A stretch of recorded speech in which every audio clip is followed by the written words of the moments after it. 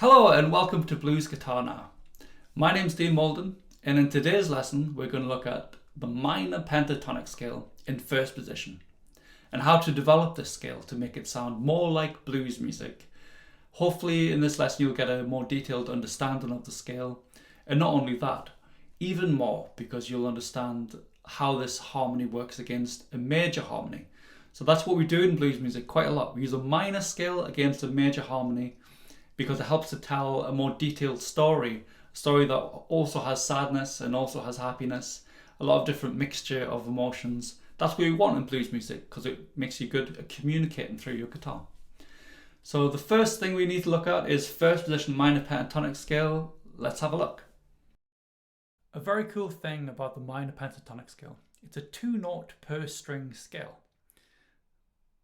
We have the 5th fret of the E string and the 8th fret of the E string. And we have 5 and 7 of the A string, 5 and 7 of the D string, 5 and 7 of the G string, and we have 5 and 8 on the B string, and 5 and 8 on the E string. And we can practice that scale from the lowest note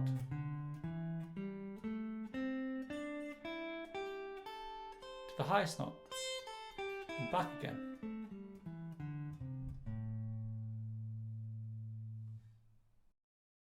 We now have the minor pentatonic scale. It's used in so much music. It's a very important scale. But in blues music we use also the minor blues scale, which is a minor pentatonic scale with an added blues note in it. The blues note is a tension note, and it just gives us a little bit extra flexibility to tell a story that has a bit more tension in it, effectively. And let's have a look at that scale now. The minor blues scale is the same as the minor pentatonic scale with the addition of the blues note. So we have 5, 8 like last time, but now we have 5, 6, 7. This 6th fret on the A string is the blues note and acts as a passer note or a bit of extra colour.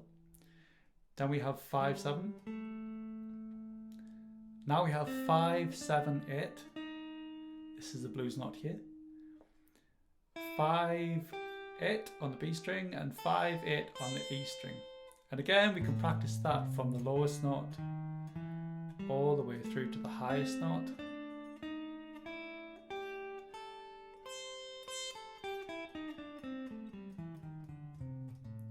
So you don't have to practice that quick, but give it a try. Now that we've added the blues note in, we have more tension in the scale. Now, the minor pentatonic scale is a 5-note scale. So a 5-note scale is missing 2 notes because a key has 7. So the 2 notes that are missing are the 6th and 9th. And if you're not sure what the 6th and 9th are, don't worry about it too much. It's music theory talk, but it's very useful to know, and I'll cover that another time. But effectively it just creates more colour in the scale and gives us more bluesy licks to play. Let's try it out. Adding the 6th and 9th into the scale is going to generate some extra colours. Let's have a listen. So we've got 5, 7, 8 now. You're going to keep the blues note in from before, so we've got 5, 6, 7. Next we've got 4, 5, 7. And on the G string, 4, 5, 7. And the blues note, 8th fret. On the B string we've got 5, 7, 8. And on the E string, 5, 7, 8. Okay, give that a try. We've come a long way. We've transformed this scale into something way more sophisticated. But now we can do one more thing, which is really important. The scale has a minor third. Now we're playing against a major harmony, so maybe we need to do something here. The answer to that is yes, of course we do.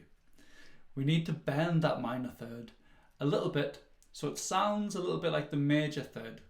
So that's it. All the yellow notes, if we bend them a little bit up, I'm going to demonstrate, you can create some incredibly cool blues licks now. And with all these notes, you've got a very, very comprehensive understanding of this position. The minor third concept is if we take one of the yellow notes, we can bend them So it sounds a little bit like the major third, which is 1 fret up. So the harmony's doing this, the backing track, and we're using the minor scale, which doesn't have this note in it, has this note. So we can bend that note and create some lovely blues sounds.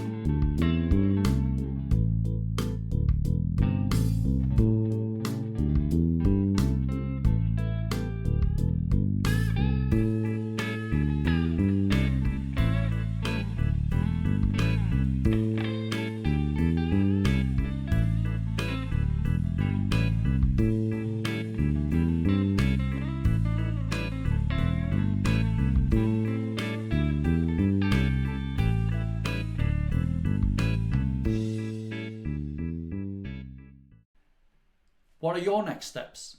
Your next steps now are to find a 1 chord vamp. It's a backing track that plays 1 chord over and over again. There's lots of interesting things that can happen in the backing track, but the harmony remains the same, 1 chord. So you can try out all of the things that we've done in this lesson.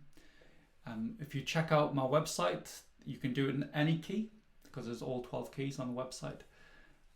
You can also check out my YouTube channel. There's some backing tracks on there for you to try out the ideas that I teach in these lessons.